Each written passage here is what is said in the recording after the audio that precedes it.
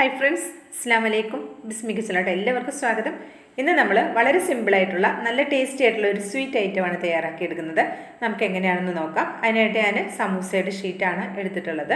അപ്പോൾ അതാ ഈ ഷീറ്റിൽ നിന്ന് ഒരെണ്ണം എടുക്കാം. എന്നിട്ട് ഇതേപോലെ ഒരു കട്ടിംഗ് ബോർഡിലേക്കോ അല്ലെങ്കിൽ ഒരു പലകയിലേക്കോ എന്തിലേലും വെച്ച് കൊടുക്കുക. അതിനുശേഷം നമുക്കിതൊന്ന് കട്ട് ചെയ്തെടുക്കണം. ഞാൻ ഈ ഒരു രീതിയിലാണ് കട്ട് ചെയ്തെടുക്കുന്നത്. ഒരു ഭാഗം വീതി കൂടിയിട്ടും ഒരു ഭാഗം വീതി കുറഞ്ഞിട്ടും അങ്ങനെയാണ് കട്ട് ചെയ്തെടുക്കുന്നത്. ഒരെണ്ണം ഇവിടെ ഞാൻ കട്ട് ചെയ്തെടുത്തിട്ടുണ്ട്. ഇതേപോലെ നമുക്ക് ബാക്കിയുള്ളതും കട്ട് ചെയ്തെടുക്കാം. ഒരെണ്ണം കൂടി ഞാൻ കട്ട് ചെയ്യുന്നത് കാണിച്ചു തരാം. വളരെ സിമ്പിളായിട്ടുള്ള എന്നാൽ നല്ല ടേസ്റ്റി ആയിട്ടുള്ള ഒരു സ്നാക്കാണ്. കുട്ടികൾക്കും വലിയ മുതിർന്നവർക്കും എല്ലാം ഒരുപോലെ ഇഷ്ടമാകുന്ന ഒരു സ്നാക്ക് കൂടിയാണ്. എന്നാൽ കുറച്ചൊരു വെറൈറ്റിയും കൂടിയാണ്.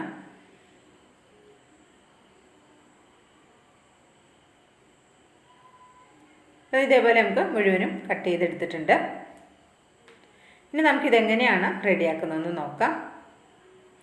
ഞാനൊരു 2 ടേബിൾ സ്പൂൺ മൈദ കുറച്ച് വെള്ളത്തിലൊന്ന് കലക്കി എടുത്തിട്ടുണ്ട്. ഒരു പേസ്റ്റ് പോലെ ആക്കി എടുത്തിട്ടുണ്ട്. ഒന്ന് ഒട്ടിക്കാൻ വേണ്ടിയിട്ടാണ് കേട്ടോ. ഇനി നമ്മൾ കട്ട് ചെയ്ത് വെച്ചതിൽ നിന്ന് ഒരു ഷീറ്റ് എടുക്കാം. അതിനുശേഷം നമുക്ക് വീതി കൂടിയ ഭാഗത്ത് നിന്ന് നമുക്കൊന്ന് റോൾ ചെയ്തെടുക്കാം.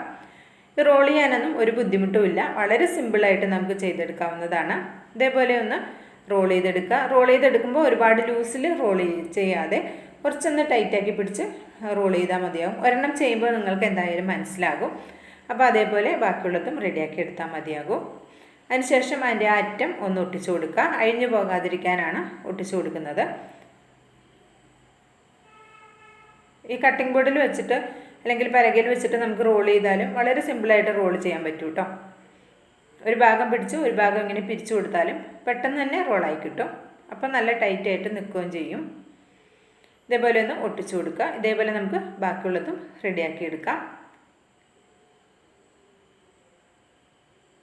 ഇപ്പോൾ ഇതേ മുഴുവനും ഞാൻ റെഡിയാക്കി എടുത്തിട്ടുണ്ട്.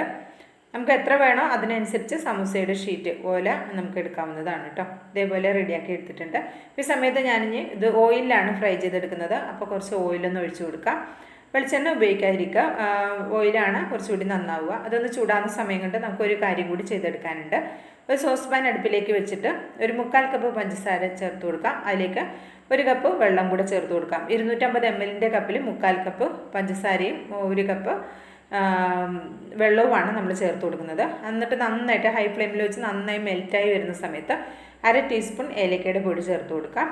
ഏലക്കയുടെ പൊടി ഇല്ലെങ്കിൽ അതിന് ഒരു 3-4 ഏലക്ക ചതച്ചിട്ടാൽ മതി. ഇനി ഇതിലേക്ക് ഒരു അരമുറി നാരങ്ങയുടെ നീരൊന്ന് പിഴിഞ്ഞു കൊടുക്കാം. എന്നിട്ട് ഇതൊന്ന് ജസ്റ്റ് ഒന്ന് മിക്സ് ചെയ്തതിന് ശേഷം ഫ്ലെയിം അങ്ങ് ഓഫാക്കിയേക്കാം. എന്നിട്ട് ജസ്റ്റ് ഇതൊന്ന് ചൂടാറാൻ വേണ്ടി മാറ്റി വയ്ക്കാം. ആ സമയം കൊണ്ട് എണ്ണ ഒരുവിധം ചൂടായി വന്നിട്ടുണ്ട്. ലോ ഫ്ലെയിമിലാണ് ഞാൻ എണ്ണ വെച്ചിട്ടുണ്ടായിരുന്നത്.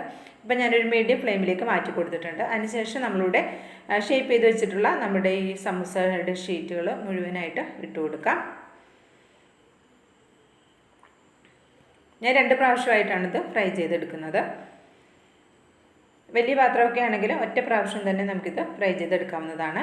ഇത് ഒന്നാവുന്ന സമയത്ത് നന്നായിട്ടൊന്ന് മിക്സ് ചെയ്തിട്ട് ഇതേപോലെ ഒരു ഗോൾഡൻ ഷെയ്ഡ് ആവുന്ന സമയത്ത്, ഗോൾഡൻ കളർ ഇങ്ങനെ ആവുന്ന സമയത്ത് നമുക്ക് എണ്ണയിൽ നിന്ന് കോരിയെടുക്കാം.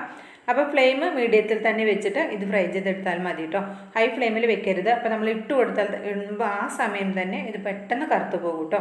അതുകൊണ്ടാണ് ഒരു മീഡിയം ഫ്ലെയിമിൽ വെച്ചിട്ട് ഈ ഒരു കളറാകുമ്പോൾ നമുക്ക് എണ്ണയിൽ നിന്ന് കോരിയെടുക്കാവുന്നതാണ്. ഇതേപോലെ നമുക്ക് ബാക്കിയുള്ളതും ഫ്രൈ ചെയ്തെടുക്കാം.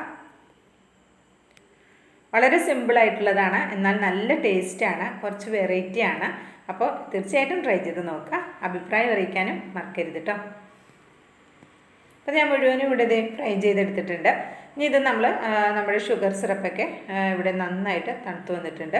ഇനി ഇതിലേക്ക് നമുക്ക് ഇട്ട് കൊടുക്കാം. ശരിക്കും ഇതൊരു 15 മുതൽ 20 മിനിറ്റ് വരെയൊക്കെ നമുക്കിത് ഇട്ട് വെക്കണം കേട്ടോ. അപ്പോൾ നന്നായിട്ട് ഷുഗർ സിറപ്പൊക്കെ കുടിച്ച് നല്ല ടേസ്റ്റി ആയിരിക്കും. അപ്പോൾ ഞാനിപ്പോൾ ഇത് ഫോട്ടോ എടുക്കാനൊക്കെ ഉള്ളതുകൊണ്ട് ഒരു 10 മിനിറ്റ് മാത്രമേ ഇട്ട് വെക്കുന്നുള്ളൂ. ഇട്ട് വെച്ചതിന് ശേഷം വേഗം എടുക്കുന്നുണ്ട് കേട്ടോ.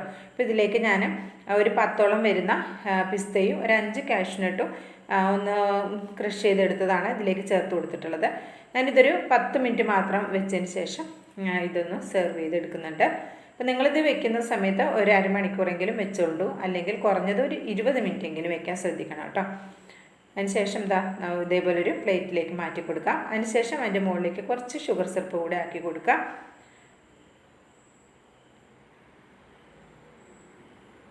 അങ്ങനെ വളരെ സിമ്പിളായിട്ട് നല്ല ടേസ്റ്റി ആയിട്ടുള്ള ഒരു അടിപൊളി സ്നാക്കാണ്. ഒരു ഡെസേർട്ടായിട്ട് എങ്ങനെ വേണമെങ്കിലും നമുക്കിത് ഉപയോഗിക്കാം. ഇതിൻ്റെ മുകളിലേക്ക് കുറച്ച് ക്രഷ് ചെയ്ത് വെച്ചിട്ടുള്ള എന്താ പറയുക കാഷ്യൂനട്ടും അതുപോലെ തന്നെ പിസ്തയും ചേർത്ത് കൊടുക്കുക. അപ്പോൾ ഇതൊന്നും കയ്യിലില്ലെങ്കിലും നമുക്ക് ഇതുണ്ടാക്കി കഴിക്കാവുന്നതാണ് കേട്ടോ. ഈ കാഷ്യൂനട്ടും പിസ്തയൊന്നും ഇല്ലെങ്കിലും കുഴപ്പമൊന്നുമില്ല. ഇഷ്ടമായിട്ടുണ്ടെങ്കിൽ ട്രൈ ചെയ്ത് നോക്കി അഭിപ്രായം അറിയിക്കണം. ലൈക്കും ചെയ്യണം കേട്ടോ. ബിസ്മി കിച്ചൻ എന്ന യൂട്യൂബ് ചാനൽ സബ്സ്ക്രൈബ് ചെയ്ത് കാണുന്നതിൻ്റെ എല്ലാ കൂട്ടുകാരും ഒന്ന് സബ്സ്ക്രൈബ് ചെയ്ത് ബെല്ലൈക്കൺ എനേബിൾ ചെയ്ത് വെച്ചാൽ നമ്മളിടുന്ന വീഡിയോസിൻ്റെ നോട്ടിഫിക്കേഷൻ ഞങ്ങളിലേക്ക് എത്തും. ഇൻഷാ അല്ലാഹ് അടുത്തൊരു വീഡിയോ ആയിട്ട് വരാം.